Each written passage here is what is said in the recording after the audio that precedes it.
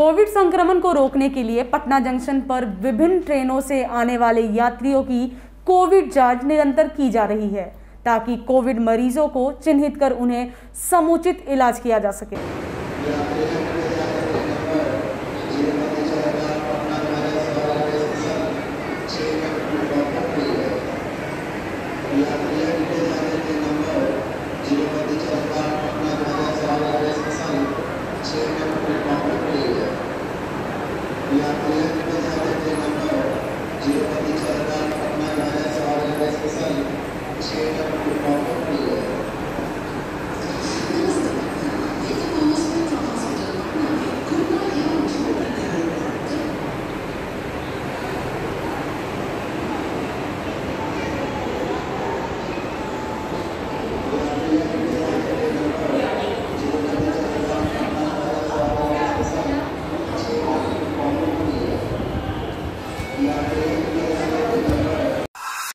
राजधानी पटना के आईजीएमएस में कोविड जांच कराने के लिए सुबह से लंबी कतारें देखने को मिली। वहीं कोविड जांच कराने आए लोगों का कहना है कि सैकड़ों लोगों का इलाज सिर्फ एक काउंटर के माध्यम से होने से काफी भीड़ लग रही है, जिससे संक्रमण का भी खतरा बढ़ रहा है। दो घंटा से 3 घंटा खड़ा है और कोरोना के लिए आए हैं या फिर किसी अन्य बीमारी के जांच? समस्या ये है साहब कि 800 आदमी है और एक काउंटर है, सारे कामचोर है अंदर। आप लोग किस जांच कराने का? कोविड जांच। किसी भी चीज के इलाज के लिए पहले कोविड जांच कराना जरूरी है जी। यही इन लोग का नौटंकी चल रहा है। कितने देर से लगे हुए लाइन में? 10 बजे से 11 बजे लगे हुए, 11 बजे से लगे हुए, 9 बजे से लगे हुए हैं।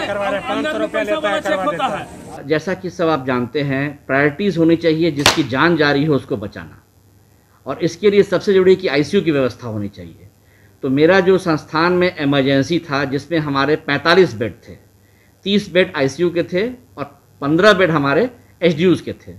तो प्रायोरिटीज़ में पहले मैंने इनको रेडी किया है और वो आज से ही लोगों के लिए समर्पित है, ताकि लोगों को आईसीयू के लिए दर दर ठोकर नहीं खाना पड़े, बाहर में पैसे नहीं लूटना पड़े और सस्ते दर पे सबसे कम उम्र लोग को इलाज हो सके।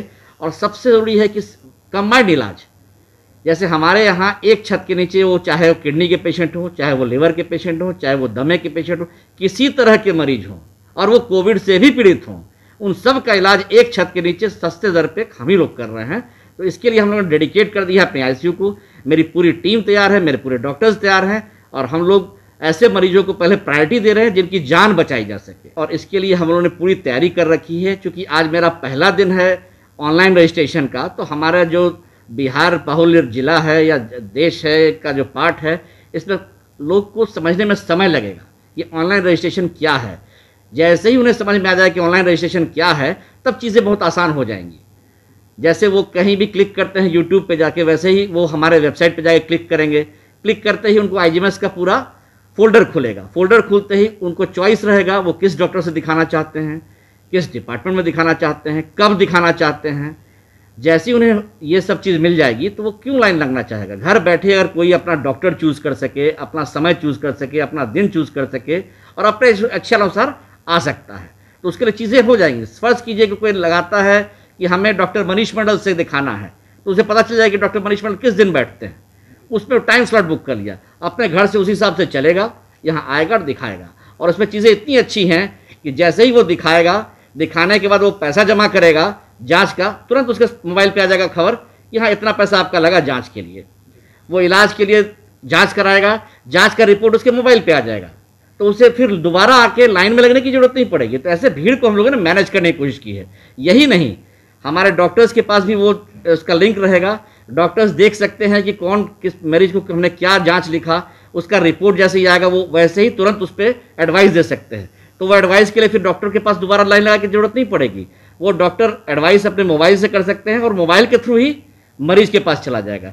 तो मरीज को वर्चुअली 1 या 2 बार आना पड़ेगा, और बार बार आने की जो होती थी, एक बार दिखाने आए, एक बार जांच कराने आए, एक बार रिपोर्ट लेने आए, फिर रिपोर्ट दे, तो ये मल्टीपल एंट्रीज उसकी कम हो जाएगी, जो कि कोविड में मेन डर है।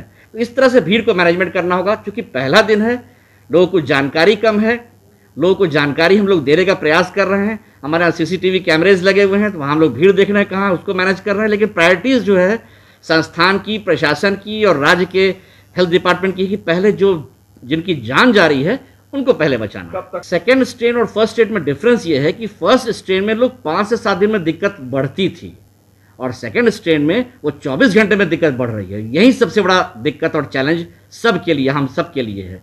जब तक कोई समझता कि क्या होता है तब तक उसको सांस में दिक्कत हो जाती है।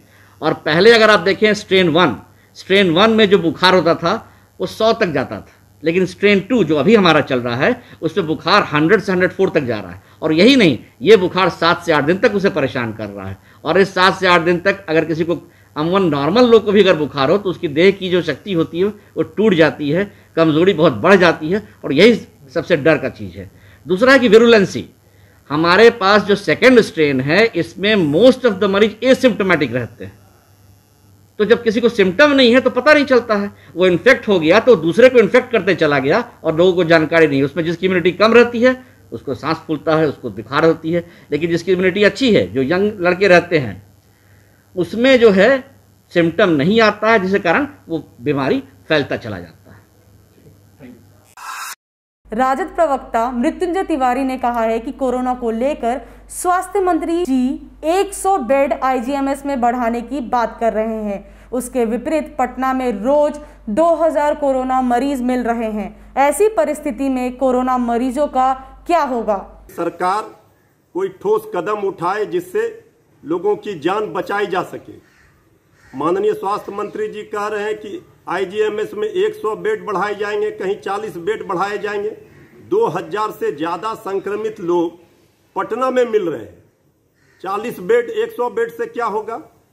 कहीं कोई सरकार ने व्यवस्था नहीं की 1 वर्षों में। आज आग लगी है तो कुआं खोद रहे हैं। तेजस्वी यादव जी लगातार सलाह दे रहे थे, आगाह कर रहे थे सरकार को, अस्पतालों की व्यवस्था ठीक कीजिए, टेस्टिंग बढ़ाइए, ऑक्सीजन वेंटिलेटर की संख्या बढ़ाइए। सरकार ने एक नहीं सुनी। आज जिस तरह से हालात बने हैं, मेडिकल इमरजेंसी के हालात लग रहे हैं। सरकार अविलंब ठोस कदम उठाए। विपक्ष सरकार को सकारात्मक सहयोग देगा, लेकिन सरकार की नाकामी को भी हम उजागर करेंगे। सरकार को लगातार सलाह देने के बाद भी सरकार अनसुनी करती है विपक्ष की बातों को। यही सबसे बड़ा दिक्कत है सरकार के साथ।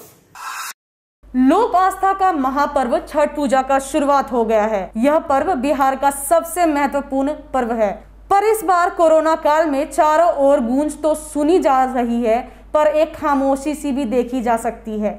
छठ व्रतियों से अनुरोध है कि चैती छठ पर्व अपने घरों पर ही मनाएं, जिससे बढ़ते संक्रमण से बचाव हो सके। गंगा घाटों की अगर हम बात करें तो बीते वर्षों की अपेक्षा इक्का दुक्का लोग इस लोक आस्था के महापर्व पर राजधानी के गंगा घाट पर चैती छठ की शुरुआत नहा खाए के दिन गंगा घाटों पर पूजा अर्चना करते नजर आ रहे हैं। आज से इनका बहुत महत्व है, मतलब आज से इनका शुभ पर्व ये होता स्टार्ट होता है। आज का दिन क्या होता है? आज का दिन नहाए खाए होता है इनका, मतलब नवरात्रा भी चालू है। नहाए खाए दिन क्या क्या करते हैं? नहाए खाए के दिन नहाए खाए मतलब स्नान करते हैं, सब पूजा करते हैं, पूजा पाठ करते हैं। और कटिहार जिले के कोढ़ा प्रखंड क्षेत्र अंतर्गत रामपुर पंचायत के वार्ड नंबर 7 हरिया भीर गांव के आदिवासी समाज आज भी सरकारी योजना से महरूम है। सरकार की नल जल योजना इस गांव में नहीं दिखाई दे रहा है। वही स्थानीय लोगों ने बताया है कि हमारे गांव में अब तक हर घर नल कनेक्शन नहीं दिया गया है। हमारे गांव में सामुदायिक शौचालय बना हुआ है, जिसका रख रखाव नहीं होने के कारण यह भी बेकार साबित हो रहा है। हमारे गांव में एक आंगनवाड़ी भवन बन रहा है जो कई सालों से खंडर पड़ा हुआ है। ये कब से ऐसे खंडर पड़ा हुआ है? खंडर पड़ा हुआ है करीब तकरीबन हो गया 5 साल। 5 साल से? जी हाँ। अच्छा, क्या इसमें छत क्यों नहीं डलाई हो रही? ये तो काम करने वाला जाने। कौन करवा रहा था काम? ये काम मुखिया जी और वार्ड मेंबर करवा रहे थे। कौन ward member? Ward member Mrityunjay Singh, वही करवा लेते काम। जी हाँ। जी, हम इस समय मौजूद हैं कोढ़ा प्रखंड के रामपुर पंचायत में, और यह रामपुर पंचायत की हरियाभीर गांव है। ये वार्ड नंबर रामपुर पंचायत के वार्ड नंबर 7 में हम इस समय मौजूद हैं। यहाँ आदिवासी गांव है। आइए यहाँ जानते हैं कि यहाँ की आखिर मुख्य समस्या क्या है, जो स्थानीय जनप्रतिनिधि अब तक इन समस्याओं को पूरा नहीं खत्म नहीं कर पाए हैं, समाप्त नहीं कर पाए हैं। आइए हमारे साथ यहाँ के एक वार्ड पंच मौजूद है, आइए उनसे जानते हैं कि यहाँ की क्या स्थानीय समस्या है। जैसे क्या समस्या है यहाँ आपके आदिवासी समुदाय के? सर, इस समय हमारे वार्ड में यही समस्या है कि मुख्यमंत्री के द्वारा जो जल नल योजना का प्रावधान था, जो कार्यक्रम शुरू हुआ था, वह तो चल रही है। हम लोग को समझ में आ रहा है कि यह काम पता चलता है कि शायद कागज में बन गया है, लेकिन मुख्यमंत्री जी बोलते हैं कि जल ही जीवन है, लेकिन हम लोग को तो लगता है मृत्यु का समय आ गया है, क्योंकि यहाँ का पानी भी एकदम खराब है। यहाँ अगर आप कहीं भी पता कर सकते हैं कि यहाँ काला पानी का शिकायत है, और इस वजह से बहुतों को यहाँ काला जल का बीमारी भी होता है। सरकार जो एक स्कीम चलाई है 7 निश्चय योजना के तहत नल जल योजना, क्या आपके यहाँ पहुँचा नल जल योजना? पहुँचा तो है सर, लेकिन अभी तक वो पूर्ण नहीं हुआ है, उसका काम भी अधूरा पड़ा हुआ है। नल लगा है आप लोगों के यहाँ? जी नहीं, आधा घर में लगा है, 1-2 टूटी लगा हुआ है, और बाद बाकी ऐसे ही पड़ा हुआ है। कितने घर ऐसे हैं जहाँ की अब तक नल नहीं पहुँचा है? कम से कम यहाँ 40 घर तक अभी नल जल नहीं पहुँचा है। 40 घर? जी हाँ। क्या चाहते हैं आप लोग? हम लोग चाहते हैं कि वो जल्द से जल्द इस सब घर में पहुँच जाए। और क्या समस्या है? और यहाँ का समस्या ये है, का क्या स्तर है? शिक्षा के मामले में तो यहाँ देखा जाए कि शिक्षा भी बदतर है। अच्छी शिक्षक नहीं होने के कारण स्कूल में ठीक ढंग से पढ़ाई नहीं होता है। शिक्षक आते हैं और बच्चे सबको बैठा के अपना टाइम पास कर लेते हैं, यही होता है। पढ़ाई नहीं हो रही है? पढ़ाई नहीं हो रही है। और ये बताइए कि कितने परिवार का राशन कार्ड नहीं है? जो समाज जो एक समस्या होती है समाज के तौर पे, वो राशन कार्ड कितने? राशन कार्ड सर यहाँ कम से कम वही 15-20 आदमी का नहीं होगा। अच्छा, क्यों नहीं बन रहा है, क्या कारण? अब ये तो कारण बताएंगे, अधिकारी सब बताएंगे क्यों नहीं बन रहा है। क्या नाम है आपका? मेरा नाम सेवास्तीन बास्की है। आइए और भी लोग हमारे साथ मौजूद हैं। जी भैया बताइए क्या समस्या है आपके मोहल्ले का? हम लोग कहा कि मेरे बात यही है, अभी जल जल योजना में अभी तक तो अपना 2 टोला में अभी पानी तक नहीं गई है अभी, और अब मेरा तो गांव से दूर 2 किलोमीटर में लाइन भी हमको नहीं दिया गया है। ठीक है, हाँ, इसीलिए हम लोग यही कहना चाहते हैं, अपना वर्तमान मुख्य जो पांडुरंग पांडे जी भी थे, हाँ, अपना जल जल योजना को बढ़िया से ढंग से चलावे। यानी इस गांव में जल नल योजना, नल जल योजना नहीं लगा है? नहीं लगा है, दूसरा टोला में लगी है सर उसमें। ठीक है, कितने घरों में अभी तक नल नहीं लगा है? कम से कम अभी 2 टोला है अपना एसटी में और कुशवाहा में भी है। ठीक है, और एक पूरा लास्ट में लोग लगा चुके हैं वो सब। तो टंकी लगा है यहाँ? हाँ, टंकी तो लगा है सर, लेकिन पानी अभी हम लोग को नल नहीं मिला, तो पानी कैसे आएगी हम लोग को? तो यही मेरा समस्या तो अभी केंद्र सरकार शौचालय पे काफी फोकस की हुई है। शौचालय का क्या स्तर है आपके यहाँ? शौचालय का क्या स्थिति है? शौचालय का अभी सर, अभी तो वैसे में एसटी में तो अभी लगभग आधा बनाए, आधा नहीं बना पाए हैं सर। तो आधा लोग कहाँ जाते हैं शौच करने के लिए? शौच करने के लिए सर अभी खुले मैदान में जा रहे हैं सर। खुले मैदान में? हाँ। और सरकार से, स्थानीय जनप्रतिनिधि से क्या मांग करते हैं आप? क्या मांग करेंगे सर हम लोग कि हम लोग का गांव समाज में विकास हो जाए, लेकिन विकास तो वहाँ हो नहीं पा रही है सर। ये कुछ लोग ये बता रहे थे कि पास में ही आपके विद्यालय है, बच्चे यहाँ के स्कूल नहीं जाते हैं, विद्यालय नहीं जा पा रहे हैं, क्या कारण है? हाँ सर, हम लोग का जो छोटे छोटे बच्चे हैं स्कूल कोई जाते हैं कोई नहीं जाते हैं, और मास्टर सब भी वो सब भी न कहते हैं कि आप लोग बच्चे को भेजिए। यही कारण है सर हम लोग का। क्या नाम है आपका? राजकिशोर मरांडी, वार्ड 7 से हैं सर। कौन सा गाँव है ये हरियाबीर है, निमाईटोला, पंचायत रामपुर। आइए और भी लोग हमारे साथ मौजूद हैं। जी बताइए सर, ये कौन सा गांव है? हरियाबीर है सर। हरियाबीर है। अच्छा, ये समस्या क्या है आपके यहाँ? मुख्य समस्या क्या है? मुख्य देखिए सर, मुख्य समस्या जो है सर जल नल योजना वाला, क्योंकि हम लोग के यहाँ जो है पानी में इतनी आयरन है कोसी क्षेत्र होने के कारण कि पानी पीना मुश्किल है। तो जिस समय नल जल योजना का काम चल रहा था उस समय हम लोग जो है ठेकेदार से भी हम बात किए थे कि आप लोग जो है आधा अधूरा काम छोड़ दिए हैं, काम पूर्ण क्यों नहीं किए। तो वो बोले कि देखिए हम लोग का नापी में वहीं तक है, उससे आगे हमारा नापी में नहीं है। तो आगे आप लोग जाके देख सकते हैं, स्कूल के पास तक ही लास्ट टूटी उसका लगा है। इसके आगे ना उसका पाइप गड़ा है ना टूटी लगा है। कितना नंबर वार्ड है? 7 नंबर सर। पानी की टंकी लगी हुई है? पानी की टंकी लगी हुई है। कौन से ठेकेदार काम किए हैं, कुछ पता है? ठेकेदार के विषय में तो पता नहीं है सर कि कहाँ का कौन ठेकेदार है। सिर्फ ये पानी की समस्या है, पानी में आयरन बहुत है आप लोगों का, जिससे कि काफी गंभीर से गंभीर बीमारियां होती है आप लोगों को। तो और क्या समस्या है? और तो ऐसे समस्या सर अनेकों है। अब उसमें है काम मिट्टी भराई का जैसे काम हुआ तो वो भी आधा अधूरा हुआ। इसके बाद जो है आम सभा ग्राम सभा में हम लोग प्रश्न रखे पूछे तो बोले कि नहीं योजना ही समाप्त हो गया है। हाँ बोलिए। मेंबर साहब या मुखिया जी बोले कि योजना समाप्त हो गया है, अब इसका योजना जब चालू होगा तो होगा, नहीं तो नहीं होगा। क्या नाम है आपका? राम प्रसाद। कौन सा गाँव है? हरियाणा। और भी लोग हैं, आइए इधर आइए। अरे बोलो ना, यही तो तुम लोग पीछे रहता है। बोलने में पीछे मत रहिए। किसान है, किससे पानी पटवन किससे करते हैं? बोरिंग से करते हैं। बोरिंग से करते हैं। क्या सरकार के अधिकारी वगैरह जो है पानी पटवन का कोई समाधान नहीं किए हैं आप लोगों का? बिजली वगैरह से पानी पटवन नहीं होता? स्टेट बोरिंग वगैरह नहीं है क्या? डीजल से पानी पटवा रहे हैं? बहुत खर्चा आता होगा इसमें? बहुत ज्यादा, डीजल बहुत महंगा हो गया है, 90 रुपया 100 रुपया हो गया है सर, बहुत दिक्कत होता है हम लोग को। तो क्या चाहते हैं आप? किसान की हम लोग को कुछ लाभ पहुंचाए, किसान को छूट मिले हम लोग को, डीजल वगैरह वगैरह में, खाद वगैरह में, सब में बहुत महंगाई बढ़ गई, लेकिन अनाज का रेट नहीं बढ़ा रहे हैं, हम लोग को बहुत दिक्कत होता है। क्या आपके घर तक नल पहुंचा है? नहीं, सरकार वादा कर रही है कि हर घर हम नल का पानी पहुंचा रहे हैं, नल से पानी पहुंचा रहे हैं, पहुंच रहा है पानी? नहीं सर, नहीं पहुंचा है सर। एक दूसरे टोले तक सर पानी दिया गया है, टोला में नहीं दिया है सर। टोला में पानी 40-50 हजार है सर, लेकिन नहीं दिया है। कैसे पीते हैं पानी? पानी अपना टोल से पीते हैं। क्या टोल का सर पानी बहुत आयरन है सर, बहुत दिक्कत होता है, खराब रहता है सर पानी। सामुदायिक शौचालय आपका बना हुआ है, कब बना था ये इसी साल ही बना था।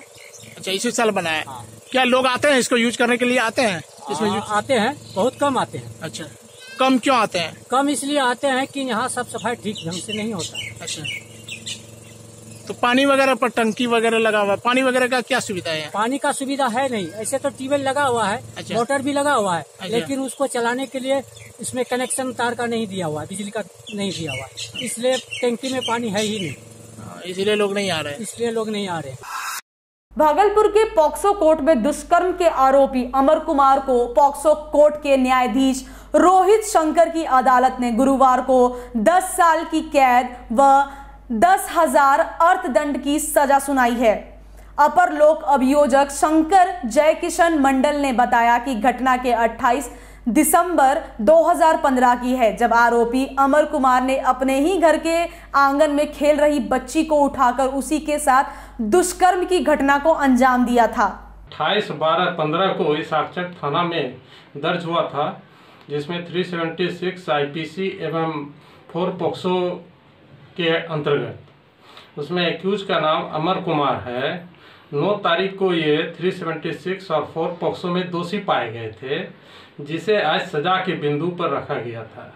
एडीजे 6 कोर्ट से आज उसे 10 साल की सजा सुनाई गई 4 पॉक्सो में और 10,000 रुपया आर्थिक दंड, नहीं देने पर 3 माह की अतिरिक्त साधारण कारावास मामला क्या? और पीड़िता को 2 लाख रुपया मुआवजा के रूप में सरकार को देने का आदेश दिया गया है। ये मामला था एक छोटी बच्ची जो अपने घर के आगे खेल रही थी। ये जो अभियुक्त है अमर कुमार, ये 5 बजे शाम में उसको वहाँ पर से उठा के मुँह चाप के उसके घर में ले जाके, चूँकि उसके घर में कोई नहीं था, तो उसका वो कबाड़ बंद करके रूम में उसके साथ दुष्कर्म की घटना किए थे और बाद में वो बच्ची की माँ बेगरा आई, तब ये थाना में केस हुआ।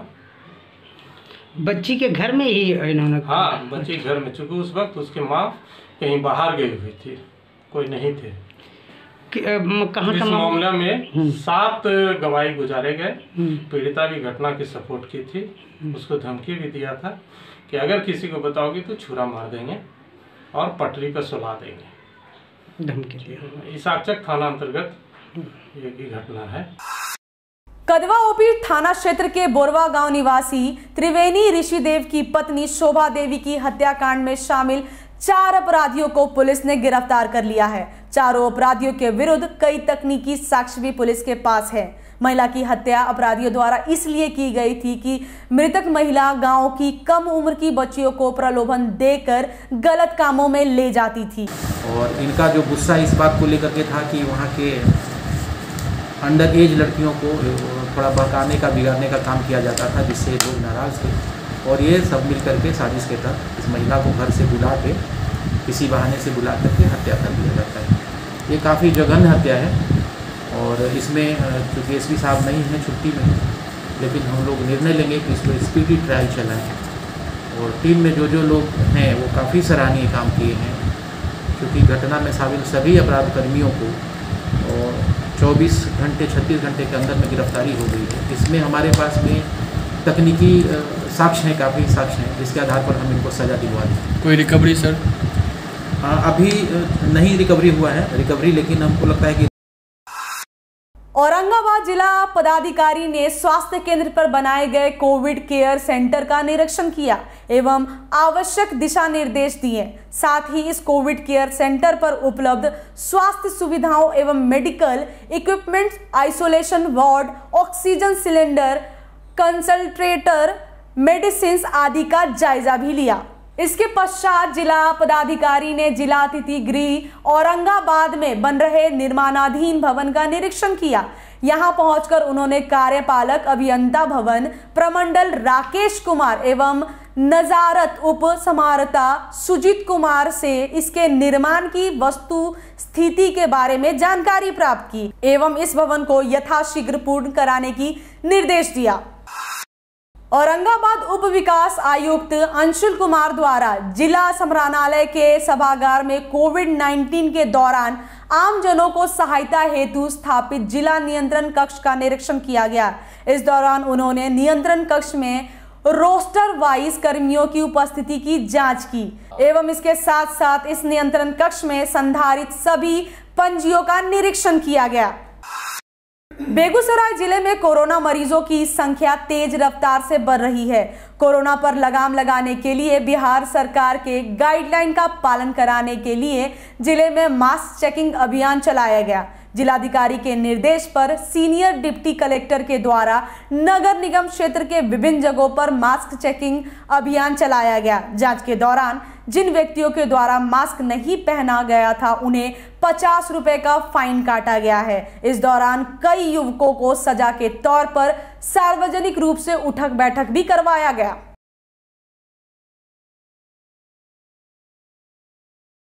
मास्क पहनकर नहीं निकल रहे हैं, उन सबके ऊपर फाइन इम्पोज किया जा रहा है, 50 रुपये का चालान काटा जा रहा है सरकार के निर्देश। हाँ, उन्हें मास्क भी दिया जा रहा है, तो जिनका भी फाइन काटा जाता है उन सबको एक मास्क उपलब्ध कराया जा रहा है।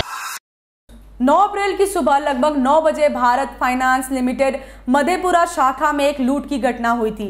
इस घटना में शामिल अपराधियों की गिरफ्तारी हेतु पुलिस टीम के द्वारा सहरसा जिला अंतर्गत नवहट्टा थाना के विभिन्न गांवों तथा सहरसा सदर थाना के विभिन्न स्थानों पर छापेमारी कर इस घटना में शामिल कुल 6 अपराधियों को गिरफ्तार किया गया था। इसके पास से लूट की गई राशि में से 1,72,000 रुपए बरामद किया गया। इन अपराधियों की निशानदेही पर बिहारीगंज थाना द्वारा सरोनी कला गांव में छापेमारी की गई, जहां से घटना के दौरान लूटी गई तिजोरी के कटे हुए पार्ट्स को बरामद किया गया है तथा घटना में प्रयुक्त एक लोडेड देसी पिस्टल तथा 4 जिंदा कारतूस भी बरामद हुए हैं।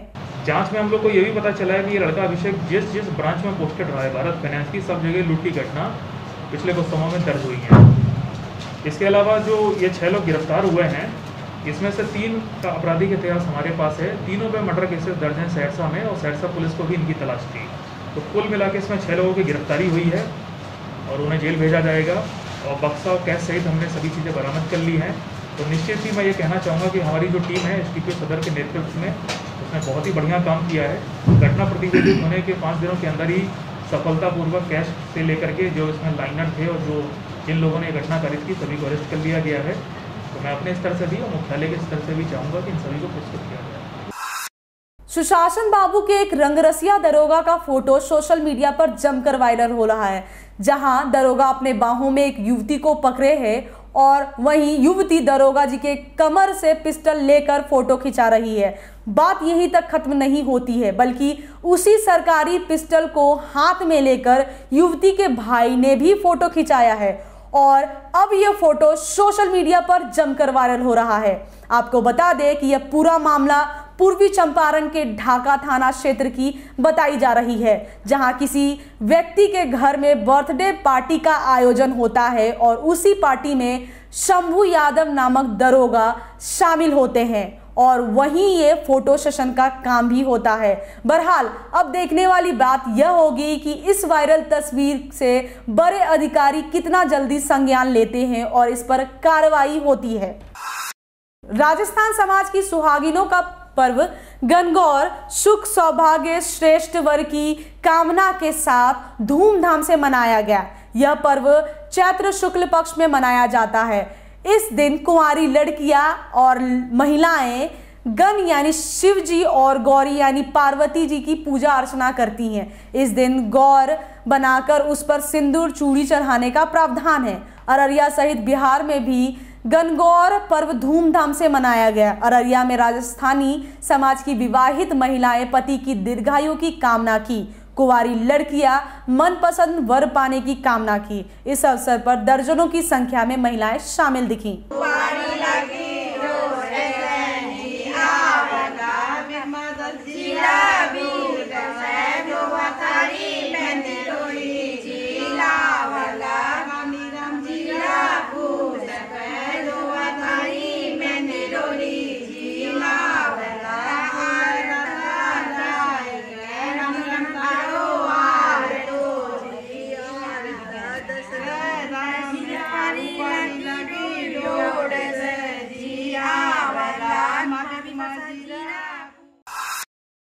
पटना जिलाधिकारी ने साफ कर दिया है कि अब लोगों को शवदाह गृह में इंतजार नहीं करना पड़ेगा। 3 अतिरिक्त शवदाह गृह को चालू करने का उन्होंने आदेश दिया है। वहीं जो शवदाह गृह मशीन खराब है उसका निरीक्षण कर जल्द चालू करने का भी आश्वासन दिया गया है। दरअसल राजधानी पटना में लगातार बढ़ रहे कोरोना संक्रमण के मामले और उससे होने वाले मृत्यु दर में बढ़ोतरी को देखते हुए जिलाधिकारी डॉक्टर चंद्रशेखर सिंह ने मीडिया में खबर चलने के बाद इसका निरीक्षण किया। इसमें पाया गया कि पटना के बांसघाट ही नहीं बल्कि कई और शवदाह गृह है जहां पर भारी भीड़ होती है। जिलाधिकारी डॉक्टर चंद्रशेखर ने बताया कि नगर निगम आयुक्त को पत्र लिखकर उसे जल्द ठीक करने की बात कही गई है। बताते चले कि गुलबी घाट और खाजे कला घाट के शवदाह गृह में कुछ खराबी है, जिसको जल्द ही ठीक कराकर शवदाह गृह को पूर्ण रूप से स्वचालित किया जाएगा। इसको लेकर क्या कुछ दिशा है? हाँ, ये हम लोगों ने इसका निरीक्षण किया था और उसमें पाया था कि आधे से अधिक जो विद्युत शवदाह गृह हैं वो ख़राब हैं। तो नगर आयुक्त पटना को हमने पत्र लिखा था और बात भी किया है और उनकी टीम लगी हुई है कि उसको सभी को फंक्शनल किया जाए। और शुरू में सिर्फ बांस घाट पर ये इस प्रकार का अंतिम संस्कार हो रहा था। अब हम लोगों ने 3 घाट को चिन्हित कर दिया, इसमें बांस घाट, गुलबी घाट और खाजे कला घाट जो पटना सिटी में है। तो अब इस प्रकार की भीड़ एक घाट पर नहीं हो रही है। हम लोग उसको नज़र रख रहे हैं, किसी को असुविधा नहीं हो। विगत 1 वर्ष से अनियमित एवं पिछले 6 माह से लंबित वेतन भुगतान की मांग को लेकर राज्य के विभिन्न जिलों में पदस्थापित जिला कौशल प्रबंधकों ने पटना के नियोजन भवन स्थित कार्यालय का घेराव किया। प्रबंधकों का कहना है कि वेतन लंबित होने के कारण उनके समक्ष जीवन मरण का प्रश्न खड़ा हो गया है। पिछले 1 साल से हमारे वेतन में अनियमितता है। पिछले 1.25 साल से, पिछले मार्च 2020 से जो है हमें वेतन जो है टाइम से नहीं दिया जा रहा है। 5 महीना बीत रहा है तो फिर 1 महीने का वेतन दिया जा रहा है। और 6 महीने से अगर सैलरी नहीं मिलेगा और कंटिन्यूसली हमें जो ज़िले में रहकर काम करने के लिए ये प्रेशर रहेगा तो हम लोग कैसे काम कर पाएंगे। इसके लिए अगर हम जवाब मांगते हैं अपनी एजेंसी से जिसने हमें रखा हुआ है, तो वो बोलती है कि जो ईवाई के प्रोजेक्ट डायरेक्टर हैं उन्होंने पैसा नहीं दिया इसलिए हम नहीं दे पा रहे हैं। अगर उनके पास आते हैं तो बोलती है कि सरकार से पेंडिंग है। तो अब हम जाएँ तो जाएँ कहाँ। सीधा श्रम संसाधन विभाग से जुड़ा हुआ कोई पद नहीं है। वो हमारे यहाँ जो ऑर्गेनाइजेशन है एक नॉलेज पार्टनर के रूप में KYP प्रोग्राम को चलाती है MKCL, और उसका टेक्निकल असिस्टेंस प्रदान करती है उसको ENY। तो जो DSM की बात किया आपने, वो बेसिकली ENY का एम्प्लॉय है और ENY को ही उसको तनख्वाह देना है। मेरे संज्ञान में भी परसों तरसों ये विषय आया है और उसके जो संबंधित पदाधिकारी है उनको मैंने निर्देश दिया है कि तुरंत जल्द से जल्द इन लोगों का बकाया भुगतान किया जाए। ये मैंने निर्देश परसों ही दे दिया है। मसौढ़ी से एक बड़ी घटना, मेरे साथ पीड़ित परिवार जो है इनकी बच्ची की शादी मसौढ़ी कैलूचक में थी, जिनकी हत्या उसके ससुराल वाले ने कर दी गई है। देखिए छोटी सी मासूम बच्ची है, इसकी माँ अब इस दुनिया में नहीं रही। मैं बता दूं कि आज से तकरीबन 2 साल पहले इनकी बच्ची की शादी यही मसौढ़ी में कैलूचक निवासी के साथ हुआ था। देखिए मैं बता दूं कि ये लोग तमाम पीड़ित लोग जो हैं, ये तमाम पीड़ित इस समय थाने में मौजूद हैं, क्योंकि इंसाफ की गुहार कर रहे हैं। मैं ये भी बता दूं कि इन लोगों का आरोप है कि उसके ससुराल वालों के द्वारा लगातार रुपये की मांग की जा रही थी और रुपये चूँकि नहीं चुकाने के कारण, चूँकि ये लोग पीड़ित परिवार हैं, गरीब हैं, नहीं मिलने के कारण इनकी जो बच्ची है, इस बच्ची की एक निर्मम हत्या कर दी गई, फांसी लगा के हत्या कर दी। देखिए आप देख सकते हैं, ये देखिए जो है, ये इन लोगों का मृतक के परिवार का आरोप है कि इन बच्ची जो है उसकी हत्या गला दबाकर कर दी गई है। हम लोग आए उसका परिवार लोग सब मिलकर मारा है, बिना राजनीति का तो सब कोई मारा नहीं है, सब मिलकर मार के 1:30 बजे के आसपास में सूचना उसका घर वालों